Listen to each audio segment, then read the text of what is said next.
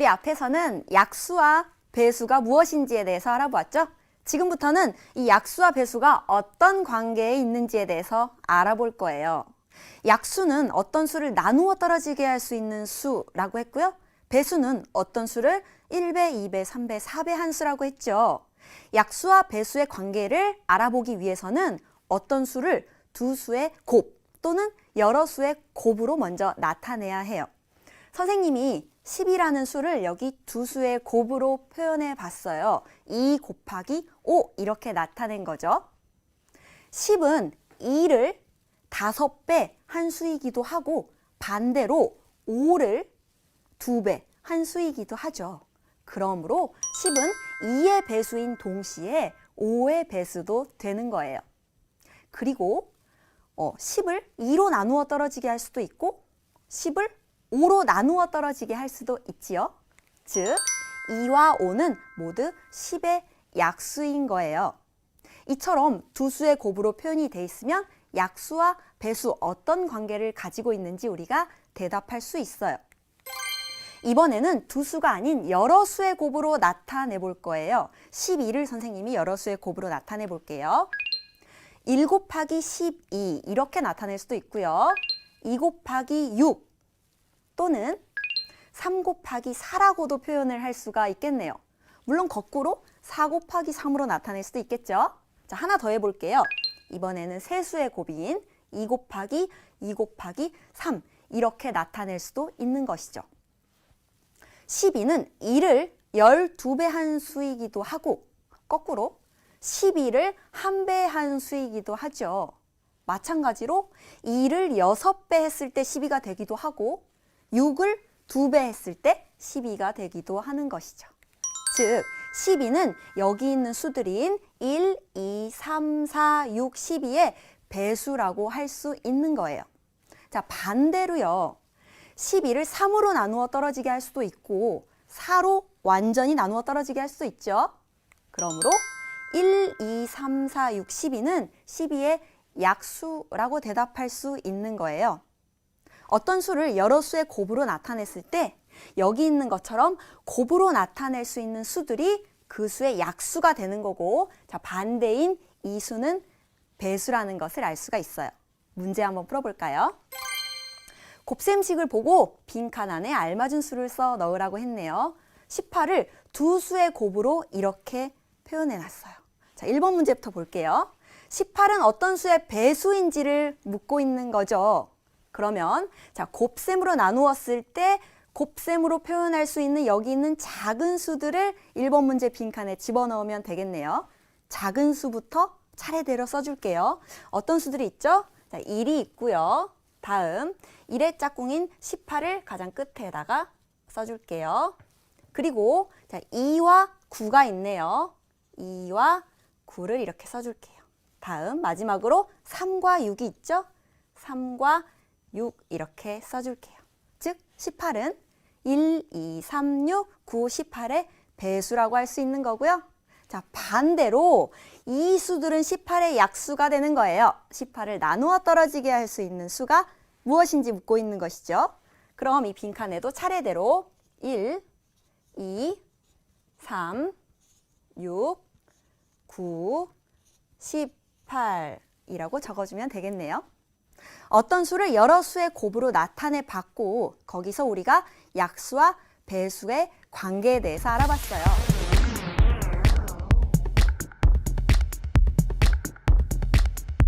(8을) 1과 8 그리고 2와 4 두 수의 곱으로 나타낼 수 있다면 이때 곱으로 나타낼 수 있는 수인 1, 2, 4, 8이 8의 약수가 되는 것이고 반대로 8은 그 수들의 배수가 된다는 사실, 약수와 배수의 관계 확실히 연관성이 있죠.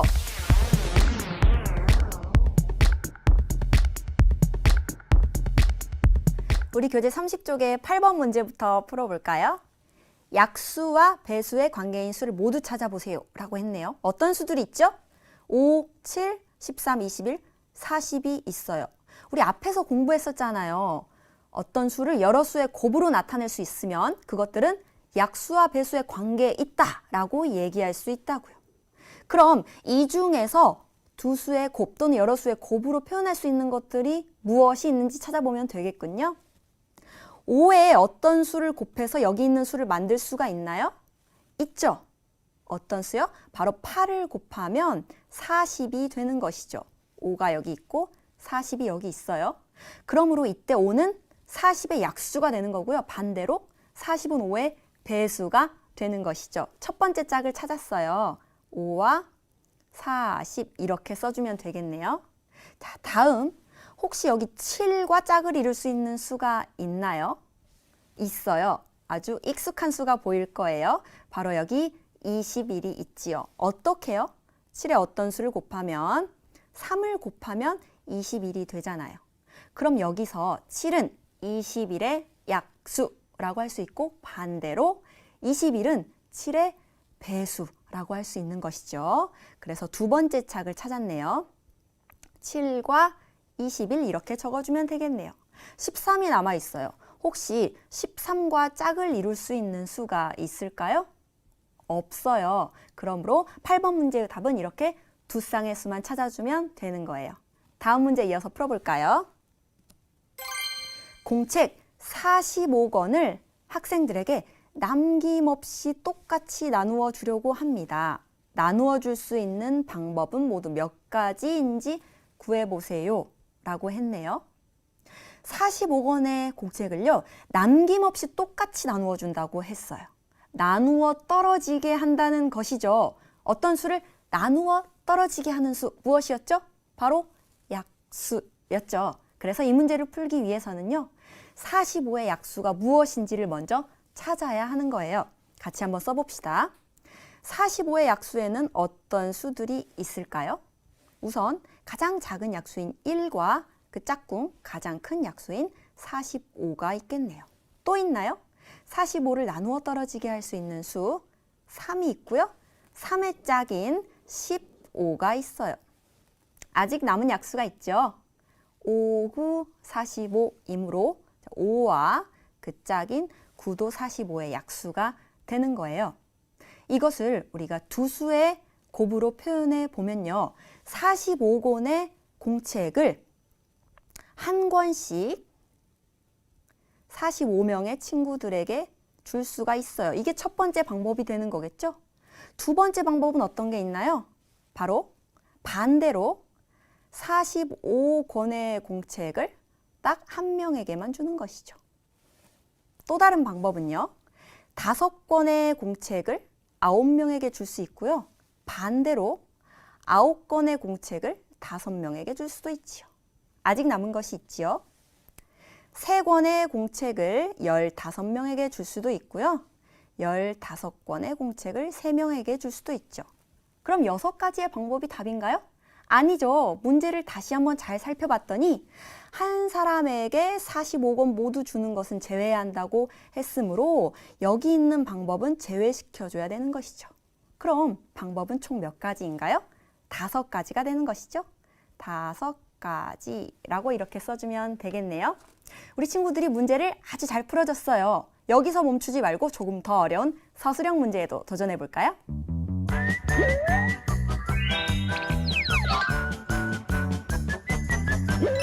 교재 40쪽의 1-1번 문제부터 풀어봅시다. 문제가 되게 길죠? 크기가 같은 정사각형 모양의 색종이를 남김없이 겹치지 않게 이어붙여 직사각형을 만들려고 합니다. 색종이 몇 장? 이게 중요하죠. 30장, 30장으로 만들 수 있는 직사각형이 모두 몇 가지인지 풀이 과정을 쓰고 답을 구하라고 했어요. 그런데 여기서 중요한 조건이 나오죠. 단, 직사각형을 돌렸을 때 같은 모양이 나오면 같은 것으로 생각한다. 이게 무슨 얘기냐? 예를 들어 우리 색종이가 지금 30장 있다고 했잖아요.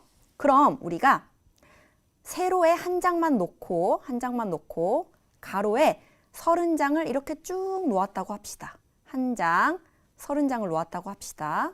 자, 그럼 그때 색종이는 모두 30장이 사용된 거 맞죠? 그런데 반대로요. 이번에는 세로에 30장을 놓고 가로에 한 장만 놓았다고 하는 거예요. 이런 식으로. 이 두 가지는 돌렸을 때 같은 모양이기 때문에 똑같이 한 가지로만 생각한다는 것이지요. 서로 다른 것이 아니라요. 자, 이거 잘 기억하면서 문제 한번 풀어봅시다.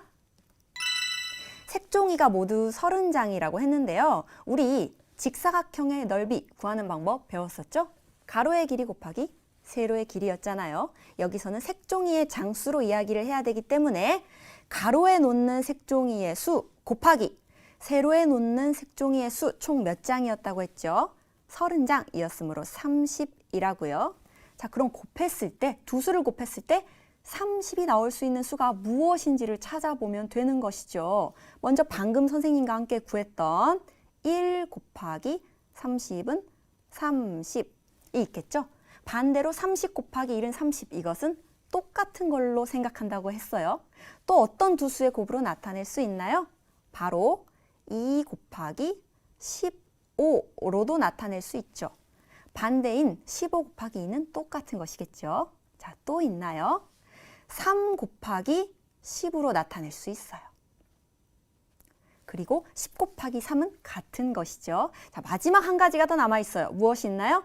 5, 6에 30, 6, 5에 30이 있으므로 5 곱하기 6은 30이라고 나타낼 수 있겠네요. 총 몇 가지가 있죠?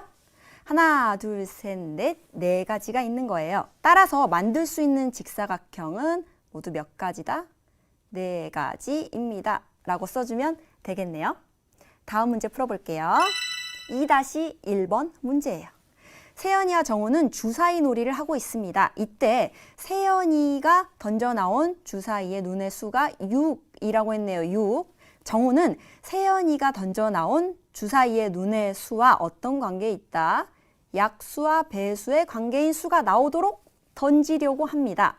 자, 정우는 어떤 수가 나오도록 던져야 하는지 풀이 과정을 쓰고 답을 구하라고 했어요. 세연이가 나온 주사위 수 몇이라고요? 6이라고요. 그리고 이것과 약수, 배수 관계에 있다는 거 기억하면서 같이 한번 문제를 풀어볼게요.